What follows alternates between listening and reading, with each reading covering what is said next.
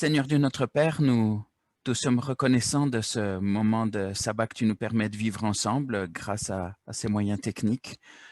Nous voudrions te demander, partout là où nous nous trouvons, que toi aussi tu puisses manifester ta présence, que ta paix puisse aussi trouver place dans nos vies, que tu puisses faire taire peut-être tous les inquiétudes, les problèmes auxquels nous pouvons faire face dans notre vie de tous les jours. Seigneur, que maintenant nous puissions tout déposer à tes pieds et pouvoir aussi chercher à entendre ce que tu as à nous dire. Tiens-toi tout spécialement auprès de notre frère Roberto Badenas, que tu puisses aussi oindre ses lèvres, qu'il puisse parler de ta part et que nous puissions être enrichis aussi par son message et rapprochés de toi. Tiens-toi avec chacune et chacun d'entre nous. Nous nous confions en toi. Nous te demandons de pouvoir aussi continuer à agir dans tout le parcours de notre vie de foi. C'est là la prière que nous t'adressons au nom de Jésus. Amen.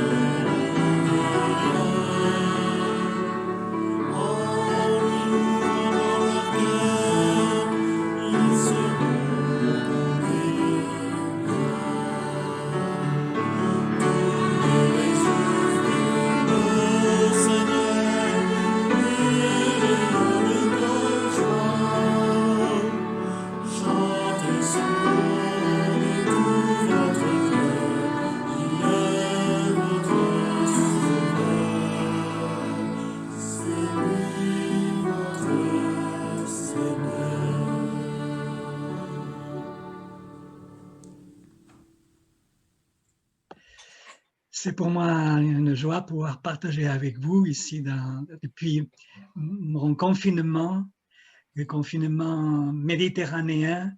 Et là, vous êtes sur la mer du Nord, n'est-ce pas, avec les cathédrales puruniques, montagnes, etc., etc. Je suis très heureux de pouvoir partager avec vous. Alors, je me suis énormément enrichi en travaillant sur l'apôtre Paul. Et j'ai choisi je ne savais pas, je ne connais pas vos églises, mais je crois que j'ai choisi un passage qui me semble utile pour le moment où nous vivons. Un mot d'ordre de Paul pour des temps de crise. Et je voudrais qu'on puisse terminer ce moment de partage en que vous ayez appris par cœur un verset de la Bible très facile à mémoriser, Romains 12, 12. Vous savez, dans mon parcours sur les épîtres de Paul, en Espagne, il y a un proverbe qui dit que tous les chemins mènent à Rome, mais j'ai un proverbe pour mes étudiants, c'est que tous mes chemins bibliques mènent à Romain, pas à Rome, mais à Romain. Et alors aujourd'hui, je voudrais partager avec vous un mot d'ordre pour le temps de crise. Vous savez, l'apôtre Paul est célèbre et il a tellement de phrases célèbres que si nous faisons des enquêtes, et c'est déjà fait, quels sont les versets bibliques, les partages bibliques du Nouveau Testament qui sont les plus courants, les plus souvent répétés dans le monde chrétien et même parfois en dehors. Et beaucoup de ces phrases viennent de l'apôtre de Paul.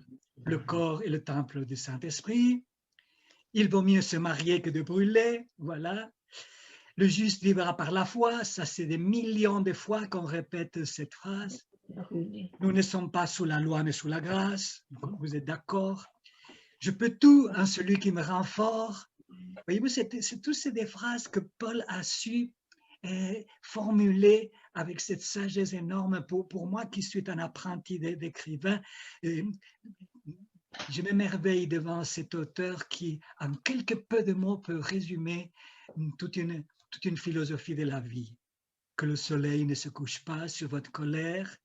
Cette phrase, je la trouve même dans tous les livres. J'ai travaillé pendant longtemps dans le département d'éducation. Tous les livres pour la famille, etc. Cette phrase est devenue même courante dans le monde de la psychologie. Où le péché abonde, la grâce surabonde. Si Dieu est pour nous, qui sera contre nous? Voilà toutes des phrases célèbres, mais j'ai choisi pour vous une qui est plus courte. Un mot d'ordre de Pau, un 6 mots. En réalité, en grec, il n'y a que 6 mots. Il y a l'article T, mais il y a 3 datifs. Ne vous inquiétez pas, je vais parler très vite, je vais faire disparaître ça. Mais c'est pour que vous sachiez, il y a 3 datifs et 3 participes. Donc en réalité, c'est une rime. Cette phrase, ces 3 mots, regardez, elpidi hairontes, te flipsei hypomenontes, to prosege, te prosege, proscateuntes. Donc, c'est-à-dire, voilà, passons en français. Donc, il y avait 3 datifs, 3 verbes, 3 participes. En réalité, il n'y avait que 6 mots qui sont résumés. Ici, nous avons une traduction littérale. 3 circonstances, en espérance, en affliction, en prière, et 3 attitudes à prendre. Joyeux, endurant, constant. En réalité, il faut être un génie pour pouvoir résumer tout un programme de vie avec 6 mots. Et je crois ici, c'est le génie de Paul, c'est son cœur pastoral, c'est l'inspiration divine, c'est tout ensemble, mais nous pouvons avoir ici pour nous un mot d'ordre, un 6 mots seulement. En espérance, joyeux, en affliction, endurant, en prière, constant. La version Louis II, qui est très belle, littérairement, elle me plaît beaucoup, opte pour 3 impératifs. Ils ne sont pas comme ça en grec, mais ce n'est pas important parce que c'est une traduction dynamique qui est magnifique. Alors, 3 impératifs résumant tout en 3 conseils. Réjouissez-vous en espérance, soyez patient dans l'affliction, persévérez dans la prière. 3 impératifs qui résument 3 conseils de vie. Et dans d'autres Bibles, la traduction est peut-être un peu différente. Ici, je ne vais pas, vous pouvez trouver d'autres traductions aussi vous-même, mais la Bible du Semeur, vous avez peut-être, elle est un peu plus proche de la structure de Paul, mais tout aussi belle que celle de second. L'espérance, quelle soit votre joie. L'épreuve, qu'elle vous trouve plein d'endurance. La prière, priez avec persévérance. Voilà, nous allons voir l'une après l'autre ces 3 devises de ce mot d'ordre pour des temps de crise. Joyeux, et je vais les reprendre dans un second parce que comme ça, on aura au moins une référence pour tous, la même. Joyeux en espérance. Vous savez, la joie, même si beaucoup de religieux n'ont pas encore découvert, la joie est une vertu chrétienne. Quand j'étais adolescent, je me souviens qu'une fois que j'étais présenté à d'autres amis, regardez, écoutez-moi la présentation qui était courante qu'on faisait. Voilà, ici il y a Roberto qui est adventiste. Vous savez, il ne peut pas fumer, il ne peut pas boire, il ne peut pas aller à la discothèque, il ne va pas au cinéma. Mais alors, vous savez, les autres répondaient, alors, vous mettez un M, religion pour lui. Alors, il trouvait que c'était une religion vraiment très pauvre. Je ne me trouvais pas du tout dans cette définition. Et j'ai trouvé quand même, malheureusement, dans ma vie chrétienne, beaucoup de gens qui croient que la joie, en réalité, ils ne la vivent pas comme une vertu chrétienne. Vous savez, je ne sais pas si vous avez entendu, il y a un roman très fameux de Umberto Eco, même un film, Le nom de la rose, qui exprime cette religiosité médiévale où rire est un péché, n'est-ce pas? Et c'est très triste quand on pense qu'il y a des chrétiens qui pensent que être sérieux est incompatible avec la joie. Je trouve que c'est vraiment un peu dommage et je ne m'imagine pas du tout le Christ comme ça, et surtout pas Paul. Vous trouvez énormément de passages, ici je choisis un seul, 1 Thessaloniciens 5:16, qui nous dit « Soyez toujours joyeux ». Voilà, c'est la vie chrétienne est ici. Si vous pensez que lorsque Paul a écrit ce mot d'ordre, vous savez qui dominait à Rome? Eh bien, c'était le temps des Néron. Il fallait peut-être pas, il n'y avait pas beaucoup de raisons pour être très heureux. Et pourtant, aux Romains, Paul, son conseil de Paul pour les Romains dans des temps de crise, ce n'est pas il vous faut être beaucoup plus sérieux, il vous faut être beaucoup plus strict dans votre style de vie, il vous faut être beaucoup plus dévot, enfin, vous devez passer beaucoup plus de temps dans vos églises. Il vous donne « Soyez toujours joyeux ». La joie, vertu chrétienne. Si vous pensez à un autre passage de Paul dans l'Épître aux Galates, quand il nous parle du fruit de l'esprit, mais le fruit de l'esprit est tout d'abord amour, mais immédiatement la joie. C'est-à-dire, mais qu'est-ce qu'il faut comprendre quand Paul nous dit « Soyez toujours joyeux », joyeux en espérance. Bien sûr, les choses qui nous arrivent ne sont pas toujours très joyeuses. Quand mes amis sont à l'hôpital à cause de Covid-19, je ne peux pas être très heureux. Quand les gens ont perdu leur travail, et pourtant, est-il possible, dans un temps de crise, pouvons-nous nous réjouir comme nous dit Paul? Ici, je vais vous raconter un témoignage d'une famille joyeuse. Vous voyez ici le tableau en haut, vous voyez un concierge. Alors, la famille, ce n'est pas exactement ce que vous voyez là, mais une famille très semblable. La protection des données ne me permet pas de vous assurer si c'est vrai ou pas. Mais alors, vous avez une famille qui était comme ça. Un homme dans la quarantaine, sa femme aussi, et 2 enfants adolescents, préadolescents. Voilà que c'est arrivé à Madrid il n'y a pas si longtemps, quand j'étais le responsable du département d'éducation. Voilà, ils étaient déménagés dans nos écoles. Nous avons une école à Madrid qui est très belle, magnifique, l'école Timon, qui signifie l'école Gouvernail. Alors, ils ont déménagé là et ils ont trouvé un appartement dans cet immense immeuble. Il y a même encore un concierge. Ça n'existe pas partout, mais il y a encore des immenses maisons où il y a un concierge. Voilà ce concierge, je ne sais pas comment ça se passe dans d'autres pays, mais en Espagne, les concierges ont la réputation d'être curieux. Et connaître tout ce qui se passe à le troisième, etc., etc. Bien, alors, ce concierge les regardait tout le temps, les dévisageait, des jours et des semaines passées. Et voilà qu'un jour, notre frère, qui était professeur dans l'école adventiste, un jour, il s'est vu arrêté par le concierge. Parce qu'il rentrait avec sa femme et ses enfants en train de rigoler. Ils avaient la Bible sous le bras, ils étaient tous contents. Et alors le concierge a dit, écoutez, il faut absolument que je vous arrête. D'où venez-vous aussi content, si joyeux? Et alors, les enfants répondent, on vient de l'église. Mais comment, c'est pas possible, c'est pas le dimanche, etc. Alors ils ont commencé là une conversation. Et un jour après l'autre, le concierge disait à notre frère, écoutez,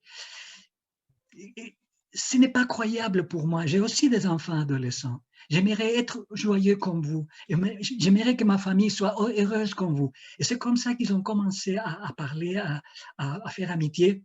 Je vous rends l'histoire courte. C'est la joie de cette famille joyeuse a suffi pour attirer le concierge à la recherche de Dieu. Et aujourd'hui, le concierge et sa famille sont adventistes, ont accepté le Christ. Pourquoi le témoignage d'une famille joyeuse, joyeux en espérance? Mais je dois vous dire que être joyeux n'est pas la même chose qu'être content. Je ne peux pas être content quand mon cousin est toujours à l'hôpital maintenant. Nos chrétiens, nous ne sommes pas contents de ce que nous avons, mais de ce que nous attendons. On nous demande d'être joyeux en espérance. Je ne veux pas être heureux avec ce qui m'arrive. Je ne veux pas être heureux avec ce qui arrive aux autres. Je ne veux pas être content de ce qui se passe autour de moi. Mais je peux être joyeux en espérance dans ce que j'attends, parce que je sais que le Covid va finir, que notre vie ici sur Terre est attendue par quelque chose de beaucoup plus beau. Et la fin du monde ne me fait aucune peur parce que c'est le début d'un monde nouveau. Et alors cette espérance, c'est celle qui me transforme. Adventiste, le 5e jour, adventiste signifie que ma vie est transformée par ce que j'attends. Mais je suis heureux non pas parce que je vis, mais parce que je vais vivre. Alors, pour Paul qui est très réaliste, après, dans la première partie de son mot d'ordre joyeux en espérance, il sait très bien que la vie est difficile. Et il sait que ces membres d'Église à l'époque de Néron, eh bien, ils allaient connaître bientôt les persécutions. Alors, son mot d'ordre a aussi une parole pour nous quand nous vivons dans des situations difficiles. Soyez patients dans l'affliction. Mais la patience est aussi une vertu chrétienne. La joie est une vertu chrétienne, mais la patience aussi. Et à tel point que l'Apocalypse nous dit que ça doit caractériser les saints des derniers jours. Voici la patience ou la persévérance, parfois en grec est le même mot, et parfois, pas toujours, n'est-ce pas? La persévérance ou la patience des saints. C'est-à-dire que si une caractéristique du chrétien est la joie, mais une autre aussi, c'est la patience. Et la patience, c'est dans l'affliction, dans les temps difficiles. Nous sommes entourés par des problèmes et cette pandémie a surpris l'humanité. On ne croyait pas une petite bête, presque invisible, pouvait arrêter la vie d'une manière aussi claire. Et ici me vient une petite anecdote. Il n'y a pas longtemps, je visitais ces caves. Ce sont des caves, des grottes souterraines dans une petite ville tout près d'ici, dans la région de Valencia où j'habite, qui s'appelle Requena. Et alors, la terre est faite d'une telle façon qu'elle est très facile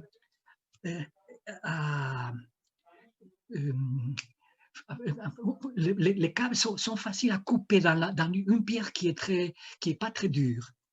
Et alors, j'étais en train de visiter, et c'était extrêmement sombre, bien sûr. Il y avait seulement le guide avait une lumière.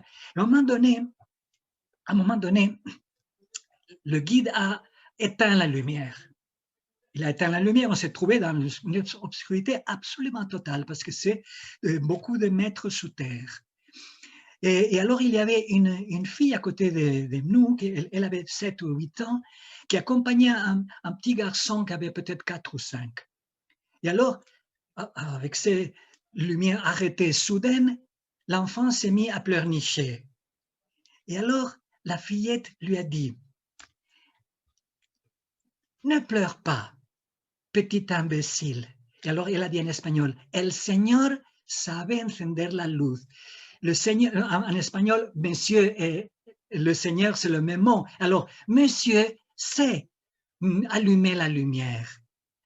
Monsieur sait allumer la lumière. Mais alors, en espagnol, c'était le Seigneur sait toujours allumer la lumière. Et alors, voilà, cette phrase, je l'ai retenue et j'en ai pris note en sortant. Hein? Et voilà, en effet, le guide a allumé de nouveau. Et alors, l'espérance dans laquelle nous sommes dans l'affliction, bien sûr, nous sommes dans le noir, dans la pandémie, etc. La vie parfois a des moments d'affliction. Et l'espérance est une lumière qui éclaire dans les ténèbres. Et nous tenons pour d'autant plus certaine la parole prophétique à laquelle vous faites bien de prêter attention, comme une lampe qui brille dans un lieu obscur jusqu'à ce que le jour vienne apparaître et que l'étoile du matin se lève dans nos cœurs. Oui, joyeux en espérance, mais soyez patients dans l'affliction. Quand j'étais jeune enfant et adolescent, je vivais dans une ferme qui était loin de tout. Et nous avons un très grand poulailler qui était un peu à plusieurs, peut-être une cinquantaine, un peu plus, de mètres de la maison. Et alors, mais ma tâche pendant l'été, pendant les vacances, je devais faire rentrer les poussins et les poules, enfin, fermer les poulaillers, faire rentrer les animaux qui étaient dehors, qui étaient sortis, et la nuit, je devais les enfermer. Et normalement, je faisais ça très, très soigneusement. C'était pénible, moi, je n'aimais pas beaucoup cette tâche, mais je devais quand même l'accomplir.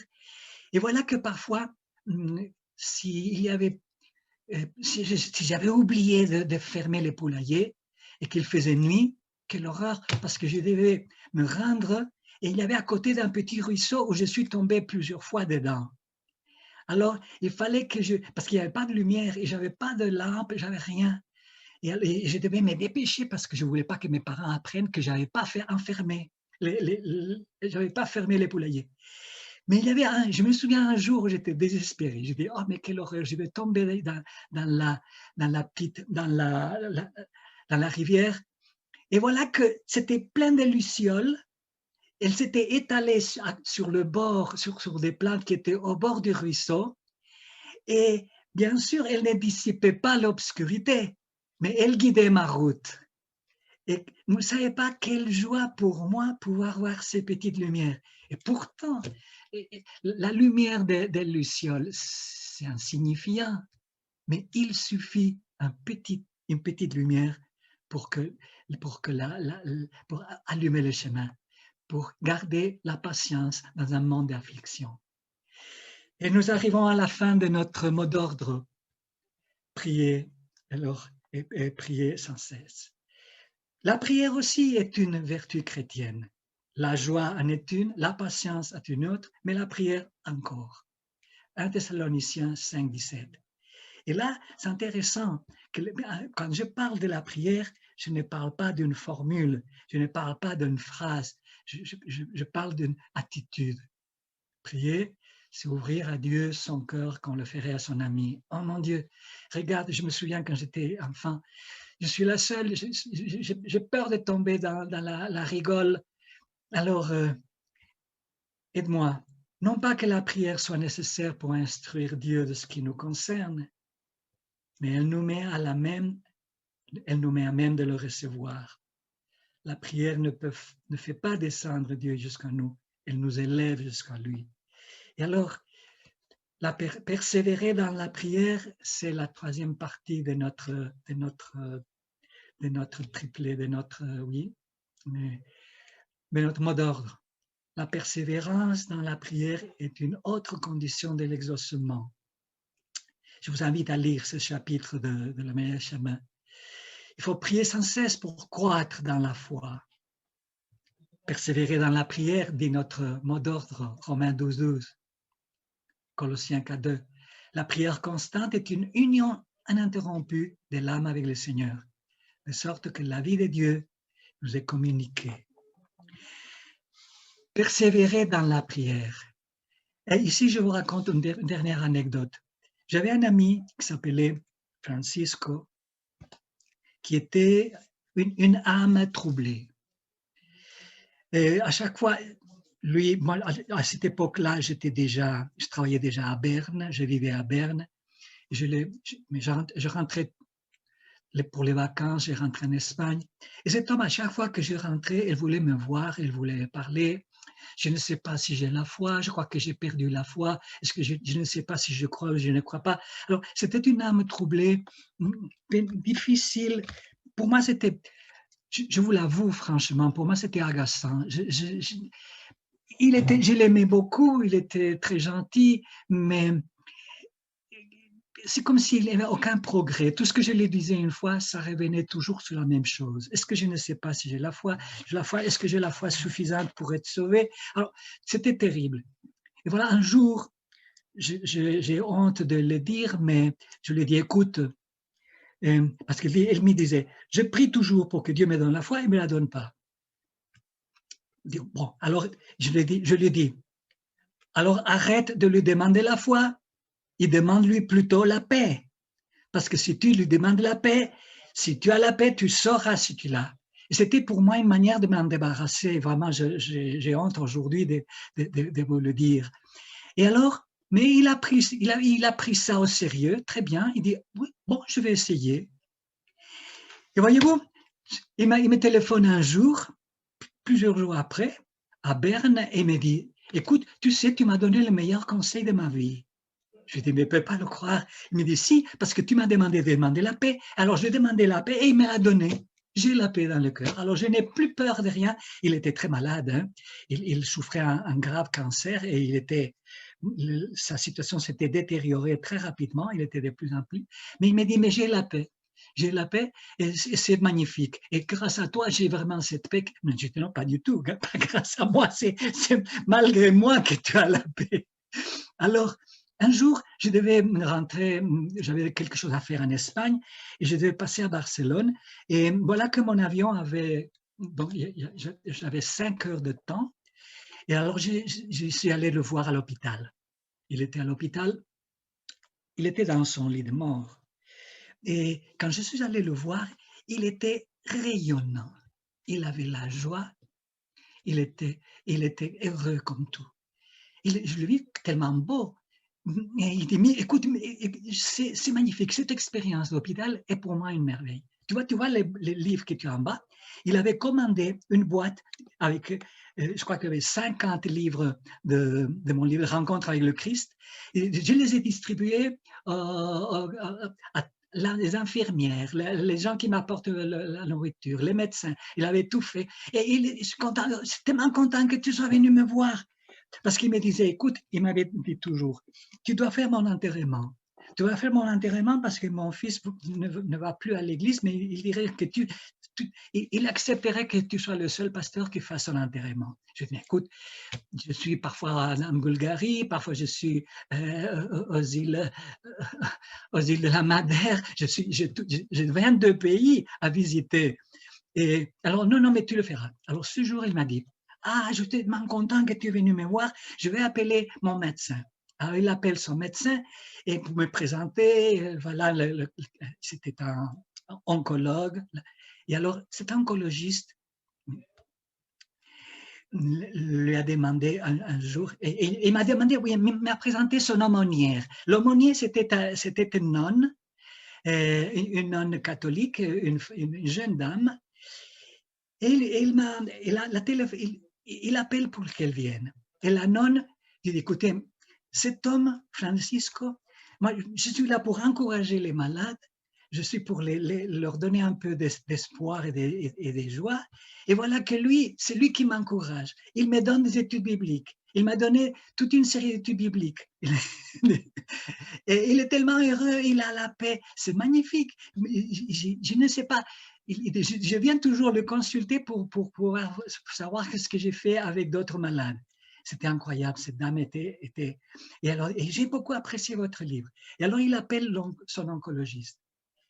Et cette dame avait aussi le cancer elle-même. C'est quand même terrible quand les médecins sont malades, quand les policiers volent et les pasteurs pêchent. C'est quand même un monde terrible. Et alors, ce médecin lui a dit, Francisco, donne-moi ton secret. Pourquoi tu as cette paix? Alors il lui a dit, le secret c'est la prière.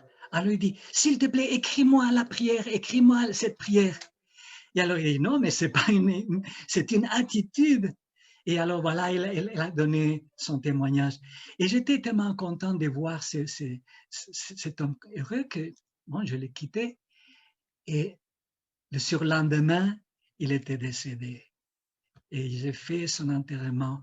Et avec son fils était rassuré, je ne vais pas dire qu'il était heureux, mais il était content que je puisse être là. Mais écoutez, je me préparais dans l'église la plus grande de Barcelone pour faire un service funèbre, et voilà que quelqu'un me dit, attendez, je n'étais pas encore sorti sur le strade, et un des diacres me dit, ici, attendez, il y a une dame qui veut absolument vous parler avant. Je dis, mais écoutez, nous avons un enterrement. Il dit, non, elle tient à que vous la receviez maintenant. Je dis, faites-la venir. Voilà, au départ, je ne l'ai pas reconnue, parce que c'était la nonne, c'était l'aumônière de l'hôpital, habillée en costume, bien sûr en costume noir, mais elle n'était plus habillée en nonne. Elle me dit, écoutez, monsieur le pasteur, ce que je dois à Francisco est tellement important, il a tellement changé ma vie, il m'a donné un secret de la paix, et que j'ai ici, j'ai écrit, alors il m'a donné un texte, et j'ai dit, j'ai un texte que j'ai écrit moi-même, j'ai gribouillé ici, que j'aimerais le lire dans le service funèbre. Mais bien sûr, je sais que vous êtes adventiste, je suis catholique, j'aimerais que ce texte réponde à ce que vous êtes prêt à accepter. J'ai lu le texte, un texte que je garde comme un trésor. Je dis bien sûr. Et dans le texte, le résumé, il dit, j'ai été encouragé par quelqu'un qui a vécu le christianisme d'une manière comme moi-même, je n'avais jamais connue. Et il m'a donné le secret de la joie, le secret de la persévérance dans mon travail difficile et pénible où tous les jours je vois des morts, et aussi le secret de la prière. Et alors je peux dire maintenant que je ne crois plus les mêmes choses que je croyais quand j'ai connu Francisco, et que je peux me considérer votre sœur. Ce témoignage. Alors écoutez, avec ce témoignage, j'aimerais terminer mon sermon. Quel beau mot d'ordre pour nous tous, dans un monde aussi compliqué comme le nôtre. Un mot d'ordre pour des temps de crise, oui. Réjouissez-vous, non pas de ce qui nous arrive, bien sûr, non. Réjouissez-vous en espérance. Soyez patients dans l'affliction, oui, attendez. Le Seigneur est avec vous. Le Seigneur, il sait allumer la lumière, hein, comme la petite fille. Le Seigneur va donner la lumière quand il faudra.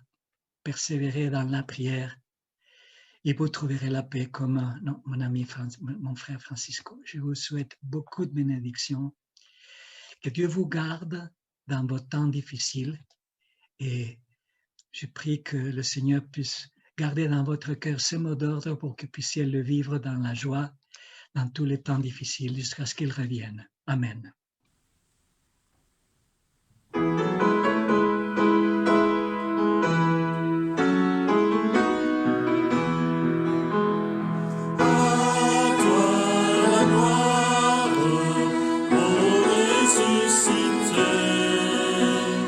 À